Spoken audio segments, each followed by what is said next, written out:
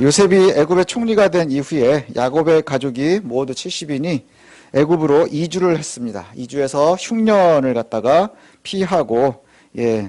피하게 되는데 이것이 창세기의 마지막 사건입니다.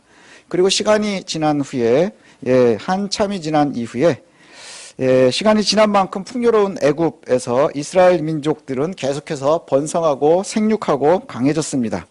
아마도 이렇게 우리가 상상을 해보면 이스라엘에 몇 번 있었던 리즈 시절이 이때일 겁니다.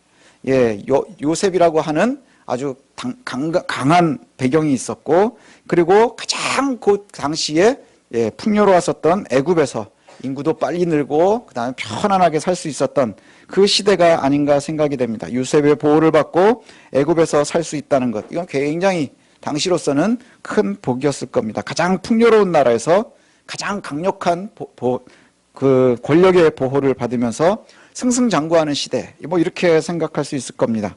아쉬운 것도 없고 두려운 것도 없고 결핍도 없습니다. 그런데 8절에 오면서 세상이 바뀝니다. 8절에 오면서 세상이 바뀌는데 8절에는 뭐라고 표현을 하느냐, 요셉을 알지 못하는 새로운 왕조가 섰다, 이렇게 얘기를 합니다. 요셉을 알지 못하는 새로운 왕조가 애굽을 다스리기 시작하니라. 자, 요셉을 안다 하는 것은, 요셉은 무엇의 뜻일까요? 요셉은 언약의 상징입니다. 하나님께서 요셉을 통해서 아브라함의 언약을 이루어 가시는 그 언약의 계보에 있습니다. 알다라고 하는 단어는 아다라고 하는 말인데, 이 동사는 단순하게 지식을 이야기하는 게 아니에요. 지식이나 정보를 갖다 습득하는 것을 말하는 게 아니라 거기에 끝이지 않고요. 내 삶에서 연관돼서 경험하고 체험하는 것을 갖다가 요 아다라고 하는 말로 쓰거든요. 애굽의 새로운 왕은 요셉을 알지 못한다, 이렇게 표현을 해요. 새로운 왕이 즉위했다, 이렇게 표현하지 않고요. 새로운 요셉을 알지 못하는 왕이 있다. 요셉을 알지 못하는 왕조가 세워졌다. 이 말은 결국엔 뭘 얘기하느냐 하면, 애굽의 새로운 왕이 요셉을 모른다는 것은 단순하게 요셉에 대한 정보가 없다는 뜻이 아니라 요셉의 하나님을 경험하고 체험하지 못한 새로운 왕조라는 의미인 거예요. 그러면 요셉을 알고 있었던 왕은 어떤 세대인가요? 히브리의 하나님 여호와의 은혜로 흉년 7년을 갖다가 겪어냈고, 그리고 그때 더욱더 강성해졌습니다. 이것이 바로 요셉을 아는 왕의 모습이라고 한다면, 요셉을 알지 못하는 새로운 왕은 뭘 얘기하는 걸까요? 이스라엘의 하나님이 일하시는 것을 갖다가 경험하지 못했다, 그것에 대해서 관심이 없다 하는 표현입니다. 결과적으로 보면 요셉을 통해서 일하시는 하나님을 경험하지 못해서 그 이전에 살아계신 하나님에 대해서 신뢰하지도 않고 관심도 없다는 것이죠. 요셉을 아는 왕은 애굽을 건졌지만 이제 요셉을 알지 못하는 왕은 애굽을 위기에 빠뜨릴 겁니다. 하나님 여호와를 모르는 왕은 백성들에게 이렇게 이야기를 해요. 이제 새로운 왕이 서서 이 백성 이스라엘이 우리보다 많고 강하구나. 그러니 이들을 지혜롭게 대해야 되겠다. 이들이 더 많아지면 전쟁이 났을 때 적들과 힘을 합쳐서 우리와 싸우고 탈출할 것이 두렵다, 이렇게 얘기를 합니다. 여기에 보면 몇 가지 이 바로의 애굽 왕의 고민이 들어 있습니다. 뭐냐 하면, 우리나라 안에 지금 살고 있는 소수민족이잖아요. 작은 민족인데 얘네들이 점점 수가 많아지고 강성해지니까 신경이 쓰이는 거예요. 그리고 외부에서 침입해 들어왔을 때 혹시 외부의 적들과 손을 잡으면 우리를 괴롭게 할 수도 있겠구나. 근데 궁극적으로는 얘네가 또 도망가면 어떡하지 하는 거예요. 인구가 늘어나는 게 부담스러우면 내보내면 돼요. 근데 내보내는 것도 싫고 여기 있는 것도 싫은 거죠. 죄의 본성은 항상 이런 것 같습니다. 또 애굽에 살고 있는 하나님의 사람들, 여기도 좀 복잡한 게 있습니다. 뭐냐 하면, 성경은 이전에 창세기는 끊임없이 뭘 얘기하느냐 하면, 분명히 자손은 하나님의 복입니다. 자손은 하나님의 복이다, 하나님의 축복이다, 이렇게 이야기를 하고 있어요. 그런데 애굽에서 이스라엘 자손들이 하나님의 은혜를 누려서 인구가 늘어나고 그 다음에 자손이 번성하고 그리고 강성해졌습니다. 그런데 아이러니한 것은 뭐냐? 이것 때문에 고난을 당하기 시작하는 거예요. 이것 때문에 고난을 당합니다. 하나님의 축복이 애굽으로부터 오는 고난의 원인이 되는 거예요. 하나님의 복이 고난의 이유가 되었다는 것이죠. 애굽의 왕은 이스라엘을 우리보다 많고 강하기 때문에 얘네들을 어떻게든지 통제해야 되겠구나, 억압해야 되겠구나, 눌러놔야 되겠구나, 이렇게 이야기한다는 거예요. 이거는 다시 얘기하면요, 하나님의 복을 받지 않았다면 고난도 당하지 않을 거라는 거예요. 하나님께서 우리를 강성하게 만들지 않았다면 모난 정이 되지 모난 돌이 되지 않아서 정도 맞지 않았을 거라는 거예요. 오히려 그냥 소수민족으로 그대로 있으면서 자연스럽게 이집트 안에서, 애굽 안에서 동화되었다고 하면 평화로운 이 애굽을 오랫동안 문제없이 누릴 수 있었을지도 모르겠습니다. 그런데 하나님으로부터 말미암은 복은, 이 복이 세상 속에서, 악한 세상 속에서, 특별히 부패한 세상 속에서는 이 복이 위협으로 다가올 수 있다는 거예요. 위협으로 다가올 수 있다는 거예요. 정말 겉에서 보면 너무너무 평화롭지만 그 속이 썩어 있을 때에는요, 하나님의 은혜를 누린다는 것은 오히려 그 속에서 너무나 불편한 삶을 살아가야 될 수도 있다는 것이죠. 팍스 로마라고 하는 말이 있습니다. 로마가 아주 오랫동안 평화로운 세상이 있었습니다. 강성한 로마가 전 세계의 주인이 되어서 정말 평화로운 시대입니다. 그래서 라틴어로 로마의 평화, 아우구스투스의 평화로운 시기, 이렇게 이야기를 합니다. 1세기부터 2세기 사이에 이렇게 일어나는데, 이 로마의 평화라는 게 사실은 보면 로마의 입장이에요. 로마라고 하는 나라가 전쟁을 통해서 영토를 확장하고 아주 강력한 군사력으로 주변에 정복했었던 모든 나라를 잘 눌러놓고 있었어요. 그래서 이렇게 보면 세상 평화로운 세상입니다. 근데 그 속을 자세히 들여보면 정복했었던 거기에 끊임없이 전쟁들이 있었고요. 그 전쟁을 제어하려고 도로를 잘 뚫어놔야 됐었고요. 그리고 그 도로를 뚫어놓은 걸 가지고 우리는 복음이 잘 전파되었다 하지만 그 복음의 전파는요, 박해를 피해가며, 박해를 숨어가며, 박해를 도망치며 그렇게 전해졌습니다. 이 시기를 통해서 초대교회의 복음이 로마로 전파가 되지만 그게 기독교인들에게는 평화의 시기는 아니라는 거예요. 그 로마의 평화 시기가 성도들에게는 박해의 시기거든요. 겹치거든요. 박해의 시기거든요. 이것을 우리가 좀 잘 기억해 봐야 될 것 같습니다. 그 시기에 세상은 평화롭다 이야기하지만, 그런데 모두가 평화로울 때 고초당하고 박해당하고 죽임당하며 숨어서 예배했던 시기가 바로 이 시기고요. 근데 가장 또 강력하게 그리스도의 복음이 전파되던 시기이기도 합니다. 하나님의 복이 세상 속에서 위협이 될 수 있다는 거예요. 만약에 그 시대에 예수를 믿지 않았다면 로마의 평화를 오롯이 누릴 수 있었을지도 모르겠습니다. 그러나 예수 그리스도를 믿는 것 때문에 고초당하고 고난당하고 박해당했었다는 것이죠. 왜 이런 일이 일어날까요? 왜 이런 일이 일어나느냐? 그러면 세상의 권력은 여호와를 모를 때에는, 여호와를 모르는 악한 세력이 있을 때에는, 그때에는 하나님과 부딪히기 때문인 거예요. 하나님의 공의와 부딪히기 때문인 거예요. 하나님의 사람들이 세상에서 살면서 잘못이나 실수가 없음에도 불구하고 공격의 대상이 되기도 합니다. 때로는 어려움에 빠지기도 합니다. 아무 짓도 하지 않고 가만히 있었는데 세상이 바뀌면서 우리를 괴롭게 하기도 합니다. 오늘 본문이 그것을 이야기합니다. 요셉을 알지 못하는 세상에 악한 권력이 하나님의 백성들을 갖다가 그 사회에, 애굽이라고 하는 사회 속에 공공의 적으로 만들어내고 있는 거예요. 공공의 적으로 만들고 있습니다. 요셉을 알지 못하는 왕은 하나님의 백성인 이스라엘 자손의 인구가 늘어나는 것이 두려워요. 그러나 또 빠져나가는 것도 두렵습니다. 그래서 하는 방법이 오늘 본문에 보니 학대하는 거예요. 학대하는 겁니다. 괴롭게 하는 겁니다. 피곤하게 만드는 겁니다. 악의 세력이 선택하는 것이 바로 이와 같습니다. 무거운 짐을 지우고요, 괴롭게 하고 힘들게 합니다. 그래서 오늘 본문에 보니까 그 악한 세력이 하나님의 사람들을 갖다가 괴롭게 하고 힘들게 해서 한 결과물이 뭐냐? 자신을 위한 국고성을 만듭니다. 비돈과 라암셋을 만들어요. 근데 이게 참 힘든 게 뭐냐 하면, 인구가 느는 것 때문에 고난을 당하고 있는데, 학대를 받고 있는데, 학대를 받을수록 인구가 더 느는 겁니다. 더 학대를 받을수록 번성했다, 이렇게 표현을 해요. 학대를 받을수록 더 번성했다. 애굽 사람들이 아무리 학대를 해도 이스라엘 자손들의 수가 줄지를 않는 겁니다. 자, 다시 한번 생각을 해보십시다. 하나님께서 주시는 복 때문에, 하나님께서 주시는 자손들 때문에 괴로움을 당하고 있어요.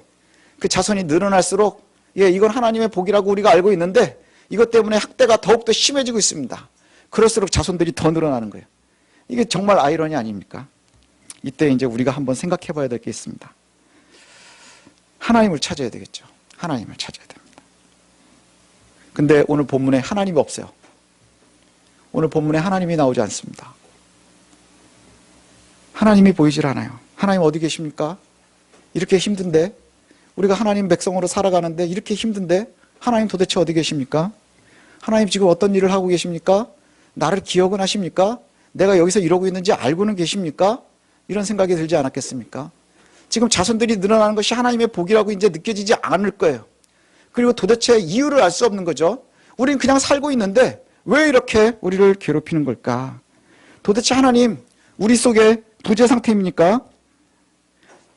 엘리야가 그 갈멜산에서 바알과 아세라 선지자들과 싸울 때, 그때 바알과 아세라 선지자들에게 희롱하던 얘기가 바로 그겁니다. 막 그 둘이서 싸우잖아요. 그러면서 바알과 아세라가 아무 말도 하지 않자 엘리야가 이렇게 희롱합니다. 더 크게 불러봐라. 바알신이 어디 있나 잘 크게 불러봐라. 야, 볼일 보러 뒷간에 갔나 보다. 자나 보다. 딴짓하고 있나 보다. 깨워야 되지 않냐? 이러고 희롱을 했거든요. 아마 애굽 사람들이 그런 생각을 하지 않았을까 싶어요. 혹시라도 저와 여러분이 하나님의 사람으로 이 세상을 살려고 할 때 세상이 우리에게 그런 말 하고 있지 않을까 싶어요. 하나님이 어딨니? 하나님이 널 위해서 뭐 하고 있는데? 하나님이 혹시 화장실 간다 좀 봐라. 혹시 하나님 자고 있는 거 아니냐? 없을걸? 하나님이 존재하지 않을걸? 이렇게 생각할지도 모르겠습니다. 애굽이 이렇게 이스라엘 자손을 괴롭히고 있는 동안에 이스라엘의 하나님 어디 계실까요? 여러분들이 하나님의 백성으로 잘 살아가려고 할 때 정말 괴롭게 하는 그때에 하나님께서는 어디서 뭐 하고 계실까요? 뭐 하고 계실까요? 정말로 하나님 여행 중일까요? 주무시고 계실까요? 아니면 화장실 계시는 걸까요? 혹시 여러분 이런 생각 해본 적 있으십니까? 정말 하나님 어디 계십니까? 나는 힘들어 죽겠는데 하나님 뭐 하고 계시는 겁니까? 지금 진짜로 살아는 계시는 겁니까? 내 존재를 알고는 계시는 겁니까? 나를 기억은 하십니까? 눈동자와 같이 지키신다며요. 눈동자가 아니라 정말로 티끌처럼 여기는 건 아닙니까? 이스라엘 사람들이, 이스라엘 자손들이요, 아이를 많이 낳고 번성하는 것이 하나님의 복인 줄 알았을 텐데 이것이 저주처럼 느껴졌을지도 모르겠습니다. 분명히 자식은 하나님께서 주신 그 언약의 표징인데 이 언약 때문에 우리가 지금 사는 게 너무 힘듭니다. 거기다가 번성하는 것뿐만이 아니라 애굽 왕도 우리를 여전히 긴장하게 만듭니다. 단순히 학대하는 것으로만 끝나지 않고 이제는 실제로 위압을 가합니다. 뭐라고 하느냐 하면 히브리 산파들을 불러다가 이렇게 얘기하죠. 히브리 산파 이야기가 중간에 나오는데 시브라 부하라고 하는 산파들을 부릅니다. 그 당시에 이스라엘 인구를 갖다가 아마 생각을 해보면 시브라 부하 2명의 산파가 있었던 게 아니라 학자들은 이렇게 표현을 합니다. 시브라 조산원, 부하 조산원의 원장이 아니었을까. 굉장히 많은 산파들을 거느리고 있는 아마 우두머리들이었을 것이다. 이렇게 얘기를 하거든요. 산파의 역할이 뭡니까? 아기를 잘 낳을 수 있도록 돕는 겁니다. 그 산파들을 불러다가 뭐라고 명령하느냐 하면 히브리 여인이 해산할 때에 그들을 잘 돕다가 아들을 낳으면 죽이고 딸이면 살려놔라. 이렇게 얘기를 합니다. 히브리 산파들이 하는 일이 뭐예요? 아기가 잘 낳도록 하는 건데 아들이 태어나면 죽이고 딸이 태어나면 죽여라. 이 명령을 한번 하는 걸 이렇게 생각을 해보세요. 가장 강력한 왕, 이집트의 왕 파라오가 산파들을 불러다가 야, 태어나는데 아들 낳으면 죽이고 딸이 낳으면 살려둬라. 굉장히 위험 있어 보이고 험한 명령이 내려오는 것 같지만 우리가 한번 이걸 드라마 혹은 영화라고 생각하고 들어보십시오. 참 찌질하지 않습니까?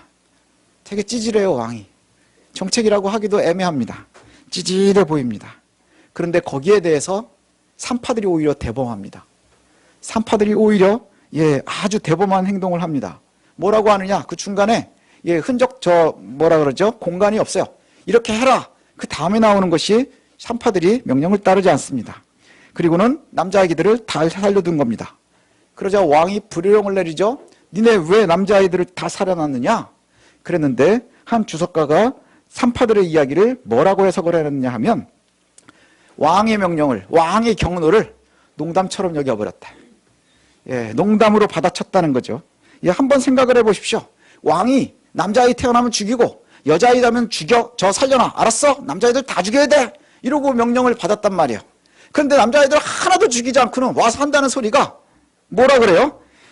히브리 여인은 애굽 여인하고 같지가 않아요. 얘는 굉장히 건강해가지고요. 우리가 가기 전에 애를 낳아버립니다. 이게 말이에요? 방구예요? 그렇죠? 한번 상상을 해보세요. 왕에게 이걸 변명이라고 할 수 있는 얘기냐 하는 거예요. 애굽 여인과 히브리 여인을 여기서 비교를 하고 있어요.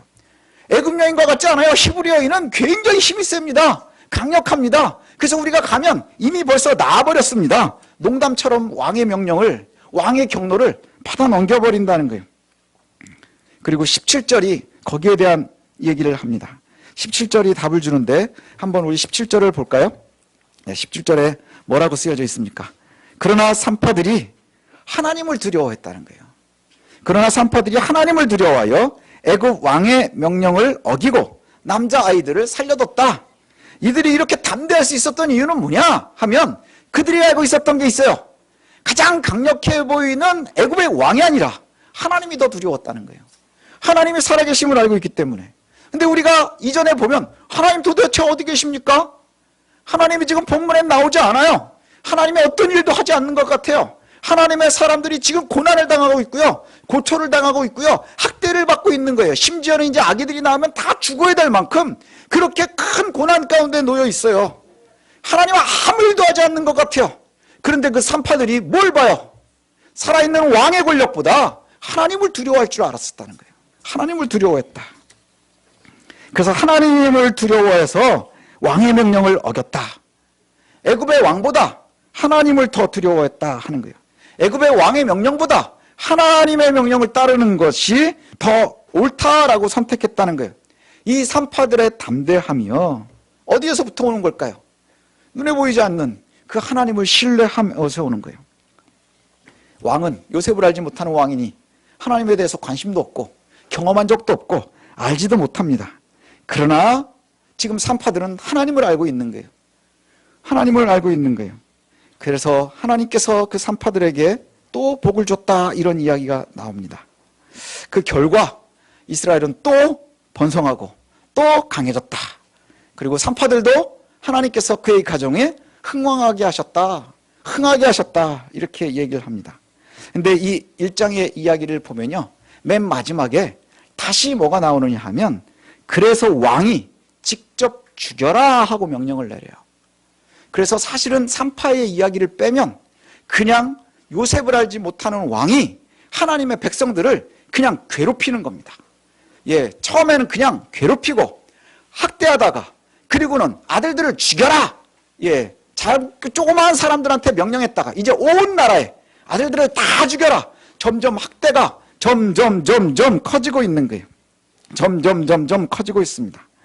애굽 왕이 이스라엘의 자손을 학대해서 하나님께서 주시는 형통함이 마치 저주인 것처럼 느껴지는 그 시대에 이 산파들의 이야기가 거기에 딱 끼어 있는 거예요. 딱 끼어 있으면서 뭘 얘기하느냐? 하나님이 살아계시지 않은 것 같은 시대에 하나님이 우리를 기억하고 있지도 않는 것 같아서 우리가 하나님의 백성이라는 그 이유 하나만으로 학대받고 고초당하고 괴로움당하고 심지어는 하나님 주시는 은혜가 오히려 더 위기로 다가오고 더 우리를 겁박하는 원인이 되는 그러한 시대를 살아갈 때에, 그때에 별것 아닌 것 같은 산파들이 하나님을 두려워해서 여전히 하나님의 보호하심을 받고 있다 하는 이야기가 바로 여기 나오는 거예요. 성경은 오늘 우리의 질문에 답을 이렇게 합니다. 하나님 어디 계십니까? 하나님 도대체 뭘 하고 계십니까? 나를 위해서. 그럴 때 성경이 우리에게 산파들의 이야기로 답해 주는 거예요. 눈에 보이지 않는 그 하나님, 그 하나님을 신뢰한 산파들의 은혜. 내가 항상 너와 함께하고 있단다 라고 말하는 거예요. 내가 힘들어서 어쩌면 이것이 저주라고 느껴지는 그 하나님의 은혜가 여전히 복이라는 것을 알려주고 있다는 것이에요. 내가 너희를 위해서 준비한 것들이 저주가 아니라 복이란다. 너희가 하나님을 알지 못하는 사람들에게 당하는 그 고난은 너희가 복을 누리고 있는 증표가 되기도 한단다. 왜냐하면 애국과 같은 세상에서 아주 탈출하기 전에는 그 복이 복처럼 느껴지지 않고 저주가 저주처럼 느껴지지 않기 때문인 거예요. 이게 두려움입니다. 복이 복처럼 느껴지지 않지만 저주가 저주처럼 느껴지지 않는 것도 우리에게 두려움이라는 거예요. 내가 잘못하고 세상과 함께하고 그리고 세상의 시류에 흘러들어가면 오히려 더 복을 누리는 것 같은 느낌을 받게 한다는 것이지요. 여러분, 우리가 이제 이 시기를 살아가면서 산파와 같은 마음을 가졌으면 좋겠습니다. 산파와 같은 마음이 뭡니까? 하나님을 두려워하는 마음입니다. 세상의 왕도 두렵고 하나님도 두렵습니다. 그러나 둘이 대립하면 여전히 하나님이 더 두려워야 한다는 거예요. 우리는 늘 이 긴장관계 속에서 살아갑니다. 왕의 학대는 지금 우리를 괴롭게 하지만 하나님은 침묵하시는 것 같아 보여요. 그래서 우리와 함께하고 있지 않는 것 같아 보입니다. 그렇게 느껴집니다. 그러나 기억하십시오. 침묵하시는 하나님은 지금 이미 우리의 삶에 깊이 관여하고 계시다는 거예요. 지금 깊이 우리의 삶에 이미 관여하고 계시다는 거예요. 그러니 우리를 고난 중에서도 여전히 지키고 계심을 신뢰할 수 있었으면 좋겠습니다. 신뢰하는 저와 여러분이 되었으면 좋겠습니다. 그래서 정말로 하나님의 은혜가 우리가 때로는 이것이 고난의 이유처럼 느껴지고 때로는 이것이 우리의 두려움의 원인처럼 느껴지기도 합니다. 그러나 하나님 눈에 보이지 않는 것 같고 하나님 우리를 잊어버린 것 같지만 그러나 지금도 우리의 삶에 관여하고 계심을 우리를 눈동자와 같이 지키고 계심을 신뢰할 수 있는 저와 여러분들이 되시기를 소원합니다.